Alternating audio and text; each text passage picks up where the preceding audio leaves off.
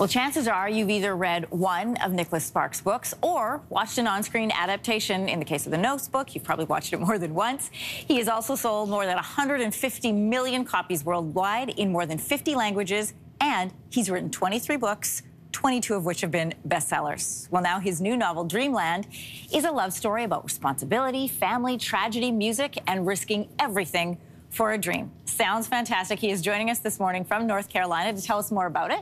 Nicholas Sparks, good morning to you.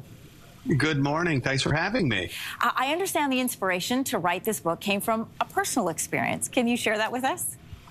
Yeah, it really came from my love of music, and I really wanted to explore the symmetry between the creation of music and falling in love. I guess that's the best way to say it, because when you meet that right person in your life, it's like you hit all the right notes and there's this wonderful melody in the end. Oh, I love that. Those parallels between writing music and creating something and having this beautiful love song that happens at the end of it. Such a great metaphor. Tell us about these characters and their passions to do things, have dreams, to have them buried because of responsibility. Yeah, Dreamland has two storylines. In the first storyline, you meet a nice young couple. It's a young man from North Carolina, and he meets a young woman who's just graduated from college. And they both realize that they have this shared passion for music. And it's the only novel I've really written in which two characters have this intense shared passion, and it leads to the development of I guess, romantic interest in each other because they both just love this. Meanwhile, you have this other story going on, and it's a woman. She's on the run. She's trying to keep her child safe from an abusive situation. And for a long time, maybe the reader's not sure how these stories will connect. But in the end, I think readers will understand certainly the title and understand the meaning of love and loyalty, responsibility, and the fact that some dreams work out and some dreams don't. There is a common thread in your writing, Nicholas, about strong female characters. In some parts of this novel, you challenge the traditional male-female roles in a way that's very empowering. How do you bring out that nuance in your writing?